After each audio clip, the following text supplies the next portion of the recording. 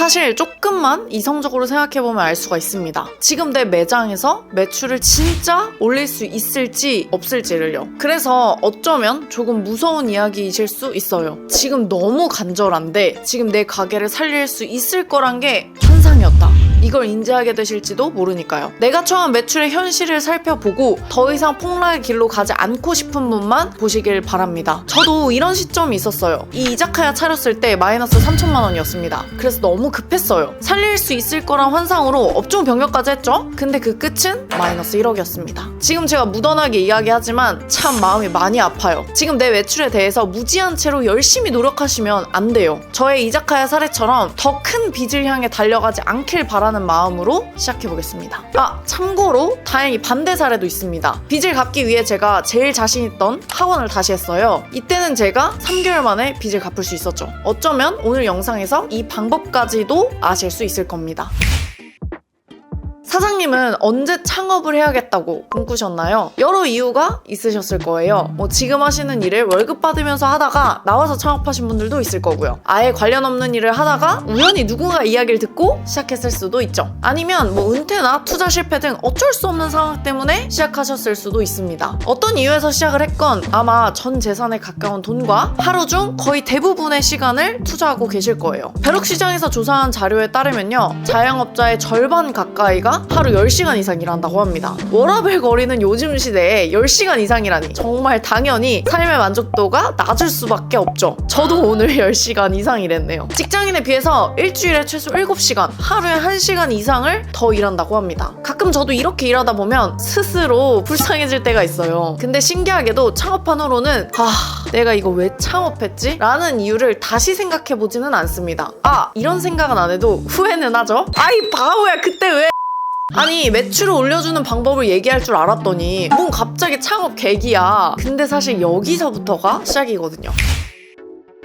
1960년대만 하더라도 우리나라의 자영업자는 직장인보다 많았어요. 의외죠? 왜냐면 당시에는 애초에 회사에 취직한다는 개념 자체가 없었습니다. 당연히 농사 짓고 사는 거예요. 우리나라 초기 자영업이었죠. 자영업 자체가 기본 생계수단이었던 시절이 있었습니다. 근데 이게 1970년대 이후가 되면서 바뀌기 시작해요. 산업화와 도시화가 되면서 임금 근로자리가 많아졌거든요. 표에도 보시면 70년대부터 이 임금 근로자 비율이 확실히 올라가기 시작합니다. 그리고 자영업자 비율은 꾸준히 감소해요. 도시화가 되면서 사람들은 회사에 취직해서 월급 받는 걸 생계수단으로 여기게 됐거든요. 그러다가 이게 한번 변곡점을 맞이하게 되는데요. IMF입니다. 실제로 표를 보면 자영업자 수가 잠시 반등하는 시점이 IMF 직전 1996년부터 97년이에요. IMF가 터지면서 대량 해고가 됩니다. 그러면서 어쩔 수 없이 생계를 위해서 자영업하는 사람들의 비율이 늘었거든요. 다시 자영업이 생계 수단으로 떠오르기 시작했어요. 근데 이때는 1960년대 자영업과는 다르죠. 경쟁이라는 게 생겼습니다. 이거는 외식업, 개업수와 폐업률 증감 현황표인데요. 보시면 개업수가 급하게 늘어나고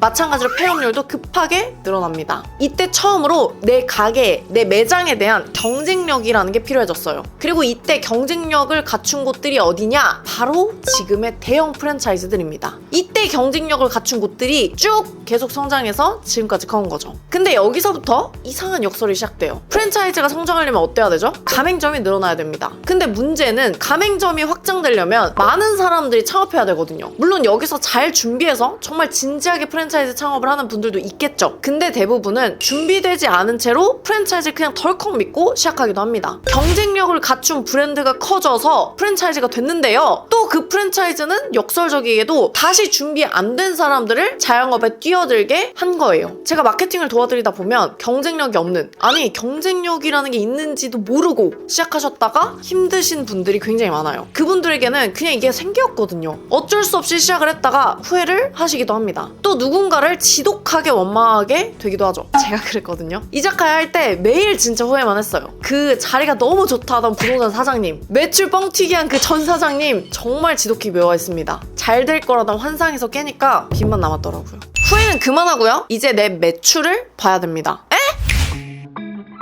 처음에는 저도 내 매출을 자세히 볼 생각을 못했어요. 그냥 열심히 했습니다. 더 많은 시간 매장에 쏟으면 된다고 생각했어요. 물론 맞죠. 근데 그냥 지금과 똑같이 하면서 더 오래 일을 한다고 고객들이 날 알아주는 건 아니거든요. 매출은 내가 열심히 하는 것과 비례하지만 일치하진 않아요. 이제는 내 노력의 방향성과 매출을 일치시켜야 됩니다. 저도 근데 여기서 어떻게 해야 되는지 잘 몰랐거든요. 이때 봤던 책 하나가 있어서 소개해드리려고요. 한 2시간이면 읽을 수 있는 책입니다. 부자의 그릇이에요. 간단히 설명드리자면 이런 내용이에요. 이 책의 주인공은 사업 실패로 3억이라는 빚을 지게 됩니다. 그리고 자포자기한 심정으로 한 공원으로 가죠. 거기서 한 노인을 만나서 이야기를 듣는데 여기서부터 이 주인공의 관점이 바뀌기 시작합니다. 이 노인이 여기서 이 주인공을 살리는 조커 역할로 나오는데요. 이 책을 보면서 뭐 이런 생각도 들었어요. 아, 나도 나중에 이 노인처럼 늙고 싶다. 이런 꿈이요. 그래서 제가 이렇게 지금 자영업 유튜브 하고 있나 봐요. 여튼 여기서 이 노인이 한 이야기 중에 가장 중요한 한마디가 있는데요. 바로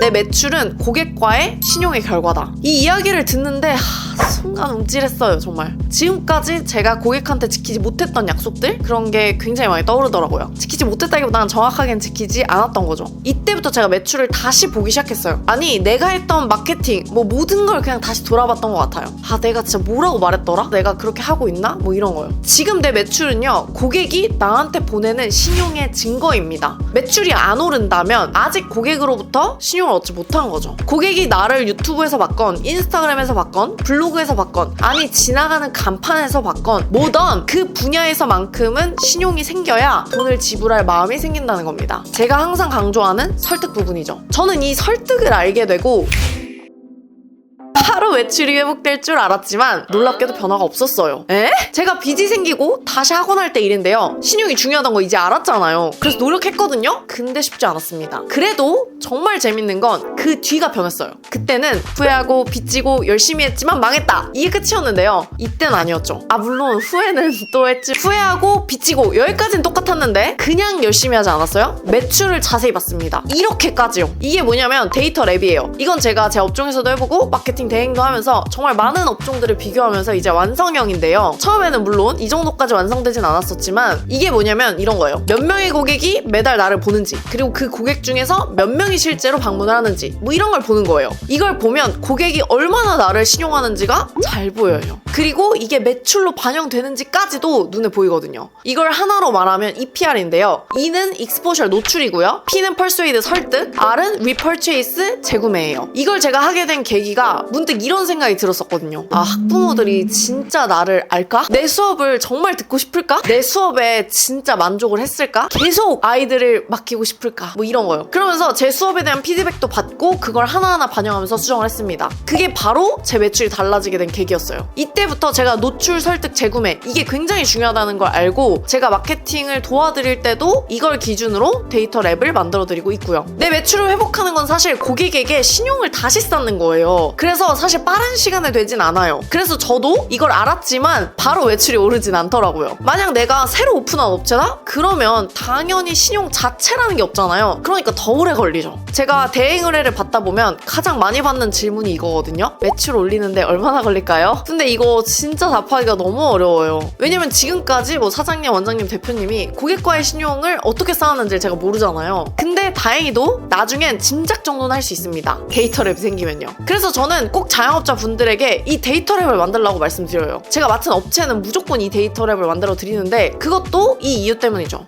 오늘은 여기까지 해서 매출의 폭락 신호, 그리고 이 매출을 회복하기 위해서는 신용을 회복해야 된다는 점, 그리고 이 신용을 회복하는데 얼마나 걸릴지, 그리고 어떻게 회복해야 되는지는 데이터 랩으로 볼 수 있다는 점까지 알려드렸는데요. 사실 이 데이터 랩을 만드는 건 이제부터 앞으로 영상 하나하나에서 알려드릴 예정입니다. 구독해 놓으시면 놓치지 않고 보실 수 있어요. 오늘 내용도 역시나 제 사이트에 정리해 놓으니까요. 필요하신 분들은 보시면 됩니다. 그럼 오늘 영상도 여러분에게 제 신용이 1점 올라가길 바라면서 마무리하겠습니다. 안녕!